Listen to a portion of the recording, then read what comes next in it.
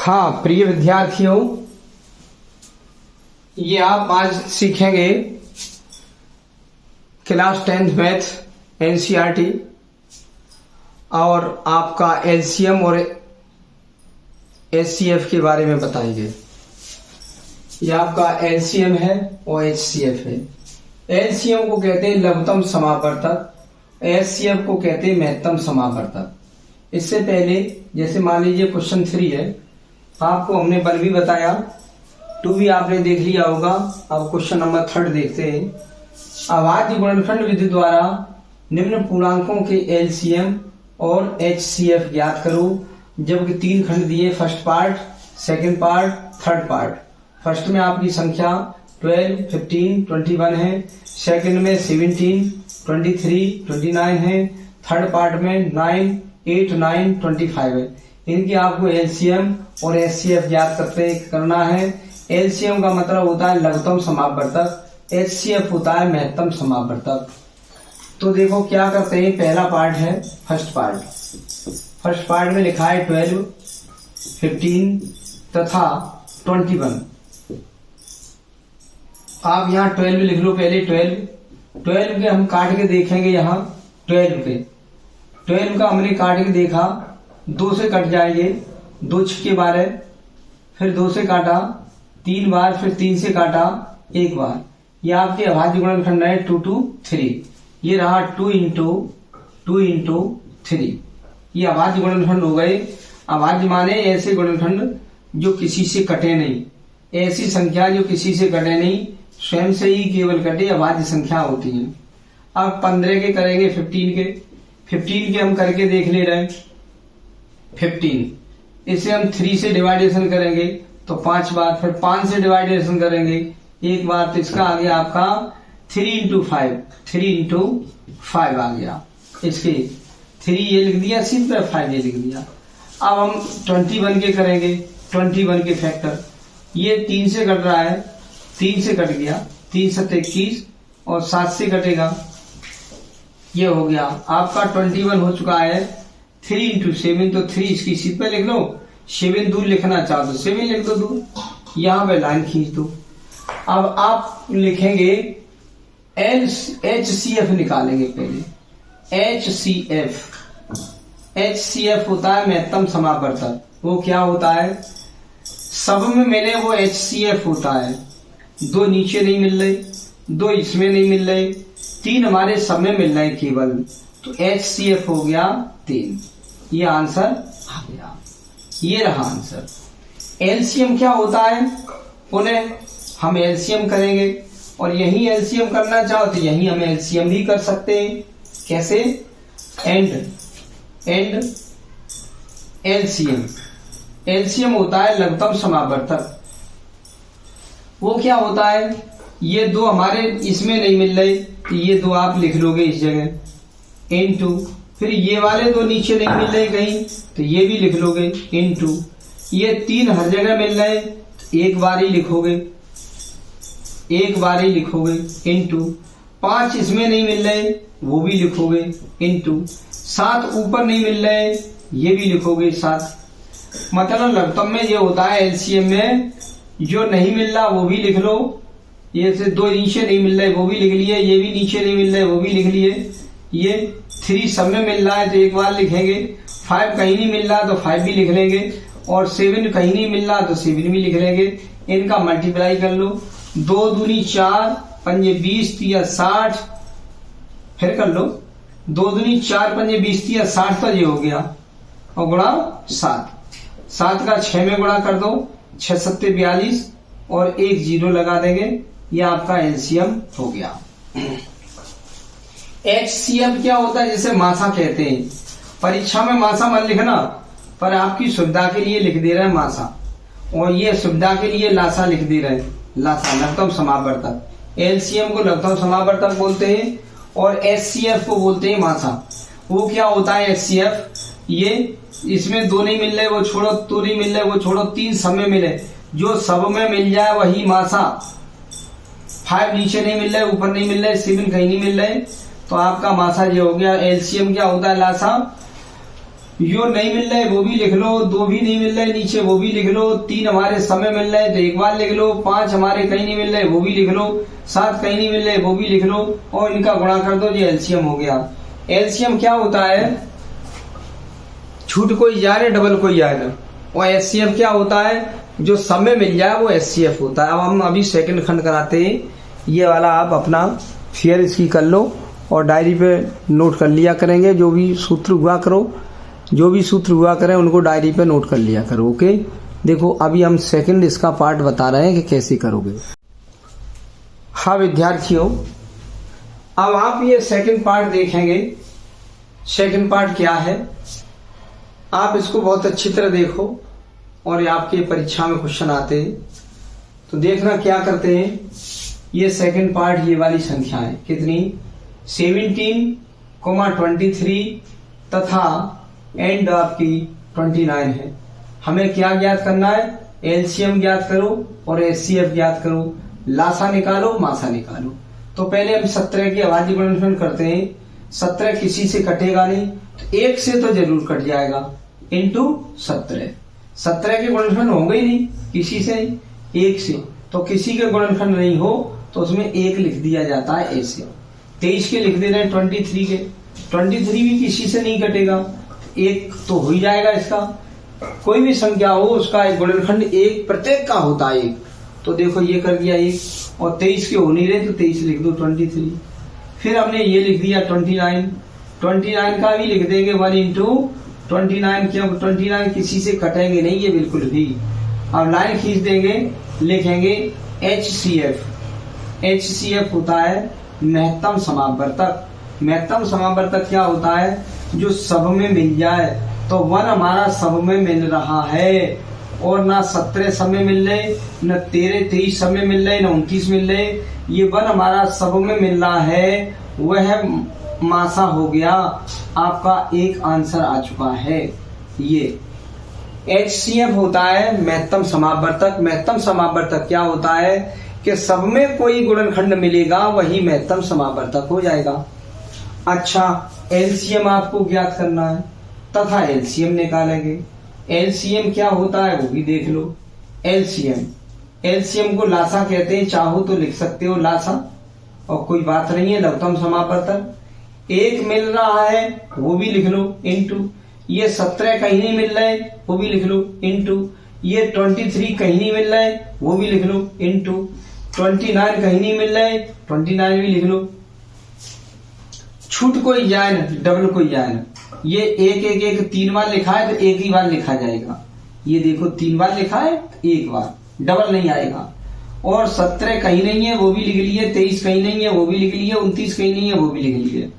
और इनका मल्टीप्लाई कर लो, 1 का गुणा इसमें करोगे तो इतना ही रहेगा, 17 का 23 में गुणा, 23 का 29 में गुणा, सबका गुणा करके रखो तो आपका गुणा हो जाएगा 11,339। ये आपका आंसर आ गया एलसीएम। इनका गुणा कर लोगे, 1 का 17 में कर दो और 17 का 23 में कर दो, जो है उसका 29 का गुणा कर दो और गुणा करके जो आएगा आपका इतना आंसर हो जाएगा। ये आपका एलसीएम भी हो गया और HCF भी हो गया। अब हम आपको अगला तीसरा खंड बताते हैं। ये आंसर आ चुका है। ओके, हाँ अब देखेंगे बच्चों, इसमें थर्ड पार्ट में क्या कहा है वही बात। इसमें संख्या केवल चेंज है, 8, 9 और 25। इसका आपको थर्ड पार्ट हमारा 8, 9 एंड 25। 8, 9 एंड 25 का एलसीएम और HCF ज्ञात करो। तो क्या करते हैं, 8 के पहले अभाज्य गुणनखंड करेंगे। अगर नहीं आते तो यहाँ आप 8 काट लो, 2 से डिवाइडेशन करो 4 बार, 2 से काटो यहाँ 2 बार और 2 से काटो 1 बार। तो आपका क्या आया, 2 इंटू 2 इंटू 2 आ गया। अब 9 के हम करेंगे, 9 के 9 भी काटेंगे हम 9 के, 3 से काट दो, 3 से 3 बार और 3 से 1 बार। तो 9 के हमारे हो गए कितने, 3 इंटू 3। 3 कहीं मिल तो नहीं रहा, या तो यहीं लिख लो या यहां बढ़ा के लिख दो 3 इंटू 3। फिर 25 के करेंगे, 25 को काटो, 5 से कट जाएगा, 5 पंजे 25, 5 से फिर काटोगे 1 बार। तो 25 के करोगे, यहीं लिख दो, यहां लिख दो, और लिखना चाहते यहां लिख दो 5 इंटू 5, ये लिख दिया। अब यहाँ लाइन खींच दी ऐसे, ये तो अलग हमारा कार्य चल रहा है, ये इससे हमें कोई लेना देना नहीं है, इसके तो केवल फैक्टर काट रहे हैं अभाज्य गुणनखंड के, ये कट रहे। अब आप यहाँ लाइन खींच देंगे, क्या लिखेंगे HCF। HCF क्या है? HCF हमारा कुछ नहीं दिखाई दे रहा, कुछ भी नहीं दिखाई दे रहा। तो लेकिन अगर नहीं कुछ दिखाई दे रहा तो हम प्रत्येक में ये 1 इंटू तो मान सकते हैं, प्रत्येक में 1 इंटू तो मान सकते हैं, प्रत्येक में 1 इंटू तो मान सकते हैं, ये सबके 1 इंटू तो होता है, ये फैक्टर गुणनखंड 1 इंटू सब में होता है 1 इंटू। तो देखो 1 हमारा सब में दिखाई दे गया, तो हमारा HCF बंद हो गया, ये आंसर हो गया। क्यों ऐसा किया? 2 ये वाले कहीं नहीं मिल रहे, ये वाले 2 नहीं मिल रहे, ये वाले 2 नहीं मिल रहे, 3 ऊपर नहीं मिल रहा, नीचे नहीं मिल रहा, 3 ऊपर नहीं है, नीचे नहीं है, 5 न ऊपर है न कोई नहीं है, और ये 5 कहीं नहीं मिल रहा, सब में नहीं मिल रहा। जो सब में मिले वो मासा होता है, HCF जिसे कहते हैं, ये मासा है आपका। अच्छा अब LCM निकालेंगे। LCM क्या है? LCM को कहते हैं लघुत्तम समावर्तक, जिसे लासा कहते हैं। HCF को क्या कहते हैं? महत्तम समावर्तक, मासा हो गया। एक आंसर आ चुका। दूसरा LCM क्या होगा?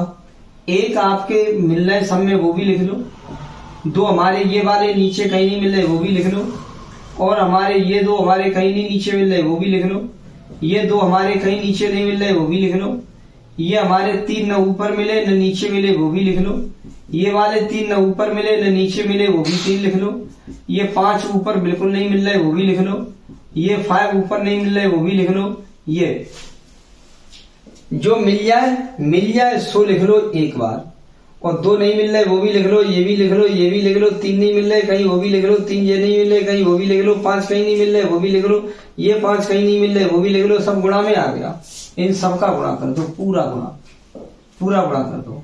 5 में ये 25 दूनी 50 दूनी 100 दूनी 2 से और ये 6 तुम्हारे, तो 1200 आ जाएगा हमारा, 1200। बस ऐसे आप ऐसे समझ लो, 1200 आ जाएगा। फिर गुणा करना सीख लो। 5 पंजे 25 दूनी 50 दूनी 100 दूनी 2 से 1 2 से में 3 तरफ 9, हाँ 3 तरफ 9 दे रहे 9, तो 2 से में 9 का गुणा होगा।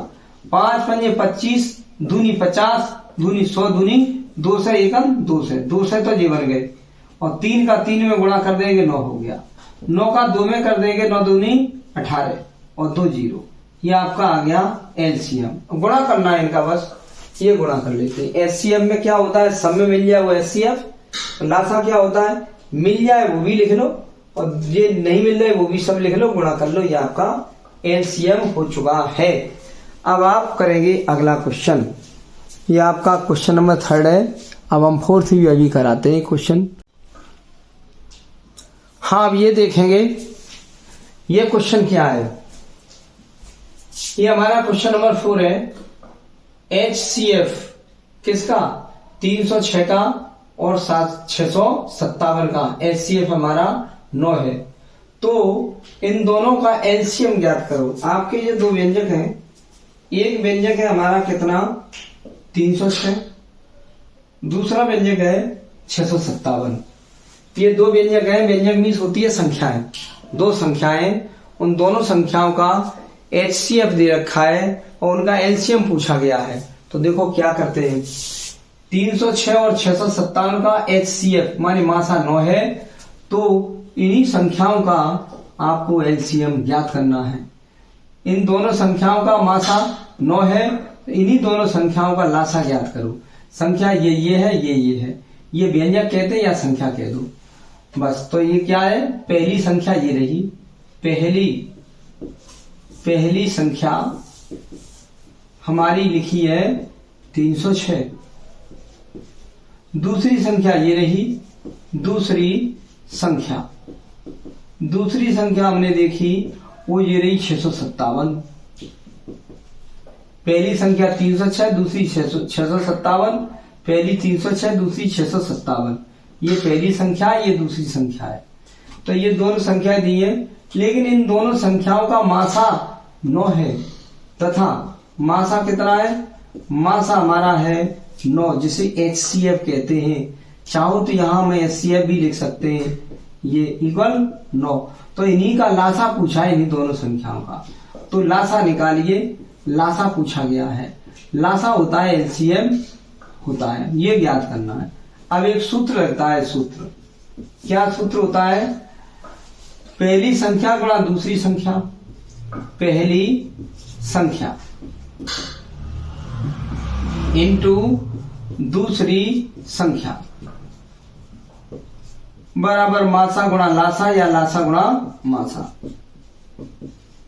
पहली संख्या इंटू दूसरी संख्या बराबर लासा गुणा मासा या मासा गुणा लासा, यानी दोनों संख्याओं का गुणनफल बराबर लासा गुणा मासा या मासा गुणा लासा। मासा लासा का गुणा अलग कर लो, दोनों संख्याओं का गुणा अलग कर लो, तो ये आपस में बराबर होते हैं। तो पहली संख्या हमने देख ली क्या है, पहली संख्या 306, ये लिख दी 306 इंटू दूसरी संख्या देख ली हमने, ये रही 657 बराबर मासा देखा तो मासा हमारा रेखा है 9, तो आपको लासा ज्ञात करना है, लासा। तो लासा निकालोगे तो 9 का भाग यहां लगा दोगे इसमें, लासा बराबर इस 9 का भाग यहां लगा दोगे, क्योंकि 9 का गुणा हो रहा है तो 9 का भाग लग जाएगा। इसलिए लासा इक्वल लघुत्तम समापवर्तक इक्वल, जिसे एलसीएम कहते हैं, चाहो तो लिख सकते हो एलसीएम। एलसीएम इक्वल इन दोनों के गुणा में 9 का भाग दे दो, ये निकालोगे तो 9 का भाग लग जाएगा। 306 में गुणा 657 है, ये 657 में भाग दे दो 9 का। इन दोनों में से कोई एक संख्या निकालो तो इसका भाग इसमें लगा दो। लासा बराबर इतने गुणा इतने बट्टे ये 9 से ये काट दो या ये काट दो, आपकी इच्छा के ऊपर है। तो चलो 9 से हम ये काट देते हैं, 9 से ये काट दिया, 9 3 27 और बचे 3 9 4 36, आपका आ गया 34 गुणा 657। आप क्या इसको लिख करके गुणा कर लो, जैसे ही गुणा यहां करोगे तो आ जाएगा 22 338, ये आपका लासा आ चुका है, जिसे हम एलसीएम कहेंगे। ये आंसर आ गया मेरा। इनका गुणा कर लो कहीं लिख करके, इतना आपका गुणा आ जाएगा। ऐसे इस प्रकार हम इसे करते हैं और आप लोग इसे देखते रहो और इसकी आप फिर भी बनाते रहो और फॉर्मूला याद करते रहो। जैसे इस क्वेश्चन में ये फॉर्मूला लगा है, पहली संख्या इंटू दूसरी संख्या बराबर मासा गुणा लासा। ये पहली संख्या, ये दूसरी संख्या है, ये पहली संख्या, ये दूसरी संख्या है, क्योंकि ये पहली संख्या, ये दूसरी संख्या है। इन दोनों का एचसीएम माने मासा 9 है, तो इन्हीं दोनों का एलसीएम ज्ञात करो कितना होगा। तो दो संख्या, पहली संख्या ये रही, दूसरी ये रही, दोनों लिख दी। इनका एचसीएफ माने मासा 9 है, तो एलसीएम इन दोनों का ज्ञात करो, एलसीएम लासा। सूत्र लगा दो, पहली संख्या गुणा दूसरी संख्या बराबर मासा गुणा लासा, इन्हीं में मान रख दो, अपने आप लासा आ जाएगा। लासा निकालोगे 9 का भाग इन दोनों में दे दिया जाएगा, काट करके गुणा करके, ये आपका आंसर हो गया। आप इनको बनाएंगे फिर, और जो हम फॉर्मूला लिखाते चले उन्हें एक डायरी में बनाएंगे और आप पढ़ते रहिए। अगर घर पे आपको काम है तो काम ही करो, और ये एक्स्ट्रा टाइम में आप पढ़ लो, हम यूट्यूब पे इस पे भेजते रहेंगे। ओके।